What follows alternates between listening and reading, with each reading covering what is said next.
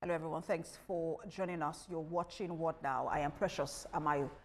President Trump says the U.S. has attacked and seized an Iranian cargo, attempting to get past its blockade of Iran's ports. He says the ship was given fair warning to stop, but the crew refused to listen, so the Navy ship stopped them right in their tracks by blowing a hole in the engine room. Iran's military has also said it will retaliate, adding that drones have attacked U.S. ships, though no damage has been reported. The U.S. and Iran are due to hold peace talks in Pakistan, with Vice President J.D. Vance scheduled to arrive late today.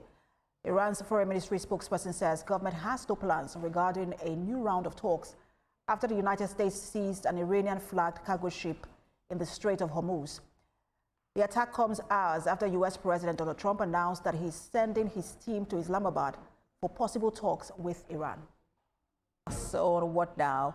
I was speaking on the latest on the U.S.-Iran war. U.S. has seized a cargo ship belonging to Tehran on the Strait of Hormuz, and Tehran is saying, look, they do not have any interest in further talks. Let's expand this further with journalist, broadcaster at Times Radio, Henry Bonsu. He joins me virtually from the UK. Good to have you join us. Hello, Precious. Good to be with you. So let's start off with the latest from this war before we cascade into Europe's involvement so far. The latest now is that the U.S. has seized a cargo ship belonging to Tehran in the Strait of Hormuz. And look, there was supposed to be another round of talks, but Tehran is saying, look, they do not have any interest because of that development. I mean, what do you make of it? Well, the Iranians are making it very clear they're not going to be pushed around. They're an ancient, very proud people. And for many years, for 47 years, they have seen the USA as the great Satan. Occasionally, they've been prepared to do deals with the US, particularly if the Europeans have been alongside them. That's why we got the Joint Comprehensive Plan of Action, the JCPOA, which was signed by the EU and the Obama administration with the previous Iranian government. But Trump tore that up in 2018, 3 years after it had been signed. And of course, when he got back into power in 2021, it was very clear that he was going to rip up the rule book and launch what we have seen as a war of choice. And that's one of the reasons why the Iranians are saying, we are the victims here. You can't tell us what to do. You can't tell us to be in Islamabad. We will go there if we think it's in our interests. But you have to stop your blockade, and you have to include a ceasefire between Hezbollah and Israel as part of the overall deal. The Americans and the Israelis have tried to keep that away from the initial deal. And the Iranians are saying, unless you bring it together, we're not discussing anything with you. And has the U.S. sort of lost its leverage or pressure points that it could use in terms of negotiations, in this war? Yeah. Very wise observers who've been monitoring Iran and the way it does business for a long time, both domestically and internationally, know that the Iranian regime, as some people call it, can withstand far more pain than Europe or the US, especially when it comes to the economy. And what we've seen since the bombardment of Iran on the 28th of February by the USA and Israel is that oil prices have gone up. We've seen shortages of a whole range of things, including liquefied natural gas, of course, fertilizer, helium, and a range of things which are causing problems around the world. In the Far East, of course, China gets significant percentage of its oil from the Iranians, but also in Europe, where we're seeing price rises across the board, and including in the States, where people are getting very, very concerned. They're worried. The stock market has been under pressure, and that's one of the things that is motivating Donald Trump to move towards a deal. But the Iranians are saying, hey, we don't need to do a deal. You want to do a deal. And so what then happens to the ceasefire that's in place, and almost that date is almost expiring now? And the idea of the second round of talks was that perhaps that ceasefire could be extended and then to a general, to have, a bigger deal, peace deal. But does that seem likely that we're going to see that ceasefire extended? I suspect we will, because if the USA goes back to bombing Iran on Wednesday, when the deadline expires, you will see the surge in Brent crude and other oil price indicators. You will see more pressure being put on Trump by his domestic base, his MAGA base, which is very, very, very unhappy with this war. Remember, the Europeans do not support it. They feel that this is a war of choice. And increasingly, you're seeing countries like Britain being reluctant to allow the US to fly combat missions from their bases. They say you can only do defensive ones. The French, the Austrians, the Italians, the Spanish have all refused to allow the US offensive missions to fly over their airspace. So the US and Israel are looking increasingly isolated, and the Iranians are saying, hey, we have friends too. And just in terms of the generality of the region, how do you think that they will also respond in terms of putting pressure on the US and Iran to negotiate a deal? I mean, it seems to be they've had some level of calm in that region because of the ceasefire. We've not seen bombardments on key infrastructures in the Gulf countries. Yeah. This means something for them as well. Could they put pressure on Iran or the US to negotiate a deal? Yes. I mean, the Saudis, the UAE, so we're talking about the United Arab Emirates, the Bahrainis, the Omanis. I mean, oil is their lifeblood, and they have tried to get closer to Trump. And the expectation was that they would be protected from Iranian attack by the Americans. This has not happened. And they've tried their best to defend themselves with some help from Britain and other interests. And they want Trump to do a deal. I mean, there's been speculation that the Saudis want Trump to finish the job, but they cannot say that out loud. Remember, they live in a troubled neighborhood. Whatever happens long term, they are only a few miles away from Iran, so there has to be some form of accommodation. And so long as the Saudis, the Bahrainis, the Dubai, Abu Dhabi, etc., cannot get their oil out, they're going to struggle economically. They've tried to present themselves as very safe, stable places to do business, not just when it comes to oil trading, but also increasingly to tourism. That has been shattered. And Donald Trump and Israel have helped to shatter it. They've always had tensions with Iran, but they've made an accommodation in recent years. That has now been upended. And if we go back to bombing on Wednesday, that's the last thing people want. And one of the pressure points that the US has tried to achieve, especially with the blockade, the naval blockade, was to cut off the source of finance or funding for Iran, and then I guess that's why the seizure of the ship was also carried out. But is that enough to deter Iran in this war?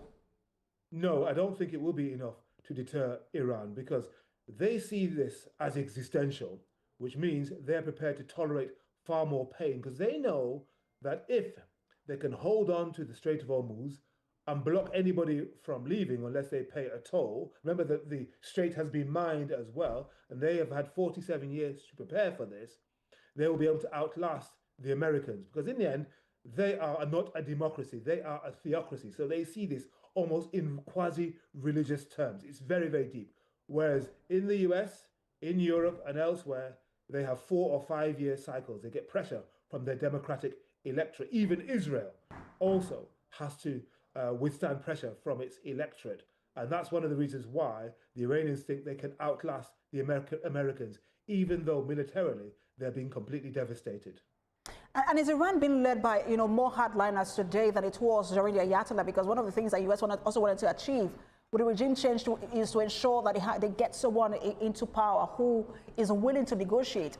President Pezeshkian seems to be very centrist in terms of his approach, but it looks like the new Ayatollah seems to be more of a hardliner than his father. And I wanted to get your reaction to that. So we're being told, Precious. We don't really know because we haven't seen him. There is talk that he's injured, there's talk that he's incapacitated, and others are broadcasting or posting messages on his behalf. We won't know for quite some time. There is apparently discontent between the so-called hardliners of the Iranian Revolutionary Guard core and those people who you might call more conservative but more mainstream. The so-called conservative, more mainstream people like Abbas Araghchi, the Iranian foreign minister, and the Speaker of the Parliament, Khalibaf, they apparently seem to want to do a deal. They did go to Islamabad a week last Saturday, but they, in the end, are not the ones who are really calling the shots. It's the Revolutionary Guard who've got the weapons. These are the people who put down the protests, killing, it is believed, around 30 or so thousand people at the beginning of January. They haven't been vanquished. Yes, the top tier has been assassinated by the Americans and the Israelis, but Iran is a country of 92 million people, and the theocracy is still there intact. And one of the reasons why people are not poking their head above the parapet is that they would be on a kill list from Iran and, to a lesser extent, the United States. So it will take some time before we know who is really in charge. But one thing you certainly know, Precious, from experience, is that even if people hate the regime that is controlling their lives, that is dominating them, that is preventing them from having freedom, freedom to travel, freedom to associate, when they get attacked from outside, they rally together. Because in the end, you cannot bomb them to freedom. And they don't like and you know, Bonsu, you mentioned something I was going to talk to you about, because I was going to talk about what you think the psychology of the average Iranian is, because just before this war, there was a protest and the promise was, we are going to help you. I mean, that was coming from the US president. But it felt like he was speaking for the protesters, and moving from that to, you know, an outright war. And it felt at some point that it had moved from death, you know, to the US, to death to the Ayatollah, and that perhaps the sentiment in Iran at the time, especially with the younger people, was turning around towards the US. But right now, what do you think is the psychology of the average Iranian? I think the psychology of the average Iranian is that they just want to get through this intact. I mean, many of them will have lost homes, lost businesses, the infrastructure has been destroyed. They expected the Americans to help them in previous times, previous months.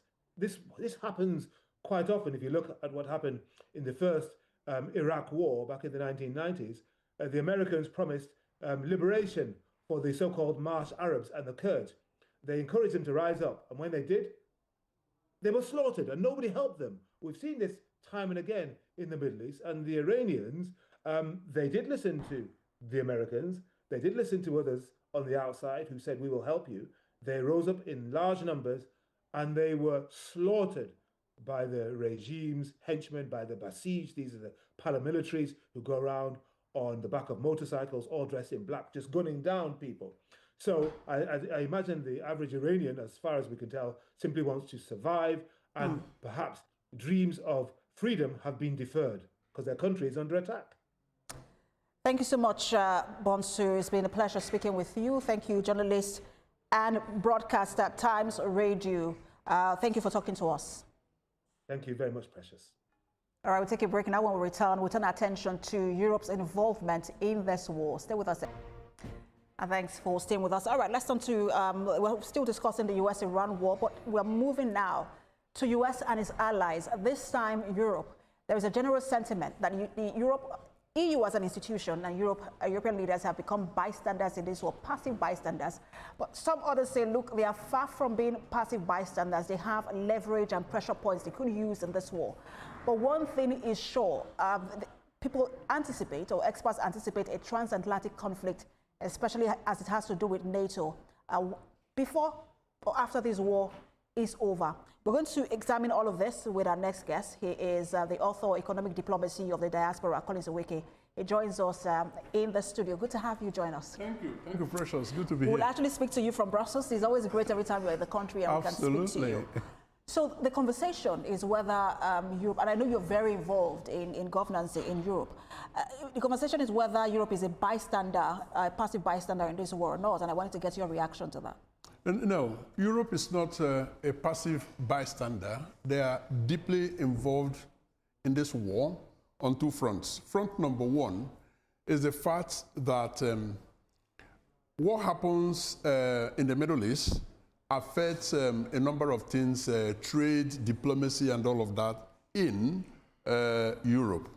But also, there is another aspect of this, and that has to do with, a test on the relationship, the transatlantic relationship.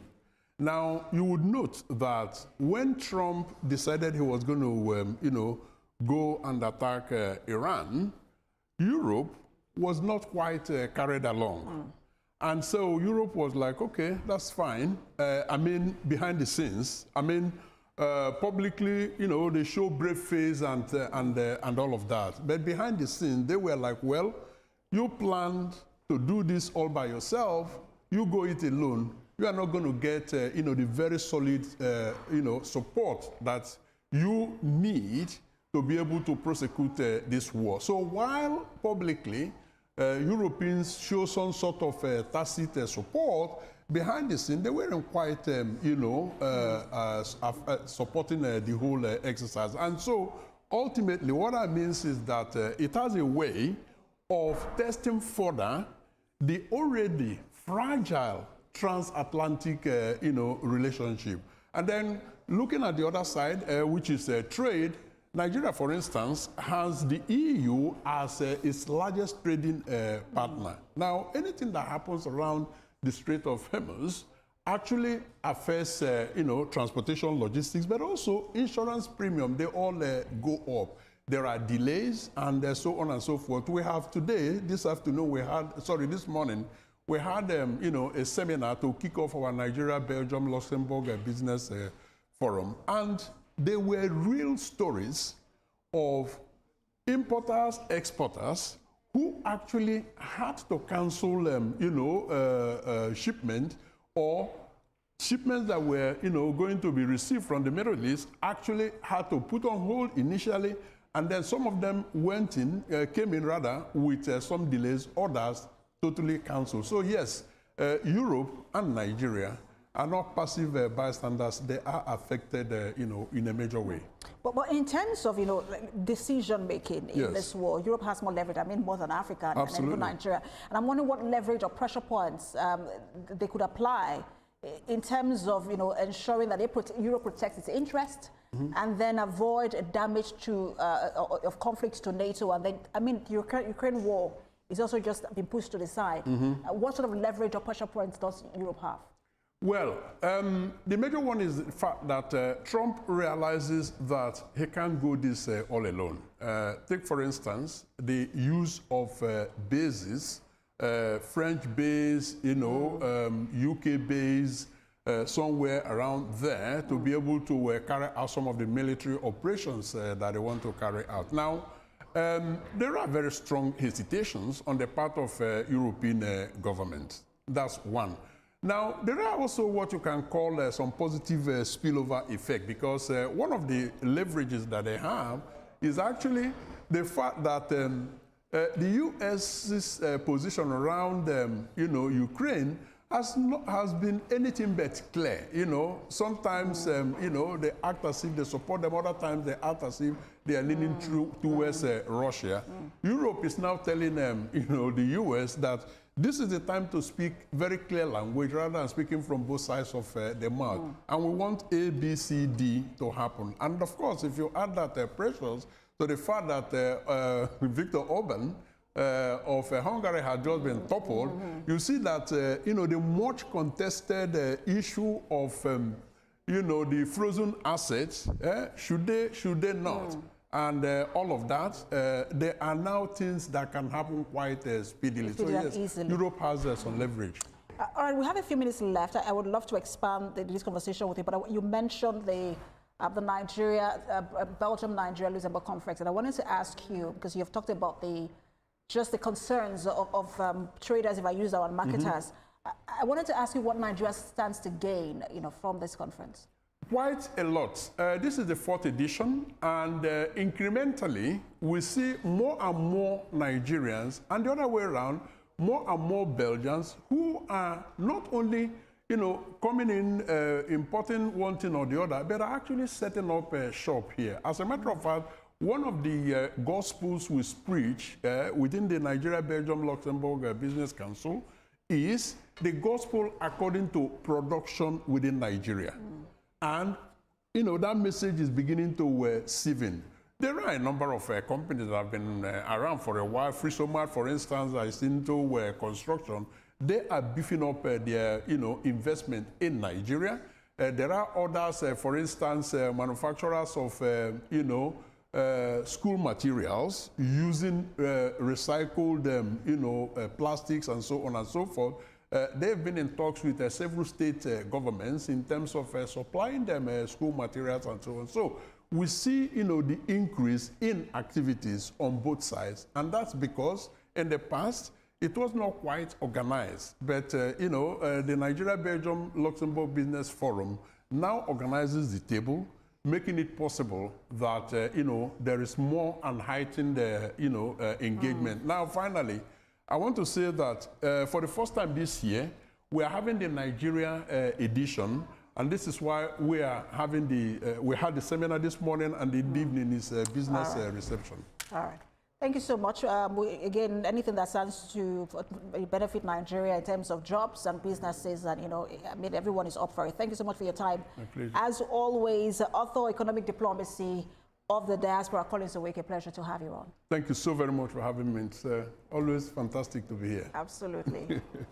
All right, that's it on What Now. For more updates on international stories we're monitoring, you can visit our website. It's www.tvcnews.tv. You can also follow us on our social media handles. We're on Facebook, Instagram, and on X at TVC News NG. We also have updates for you on WhatsApp and Telegram at TVC News Nigeria. Thank you so much for watching. I am Precious.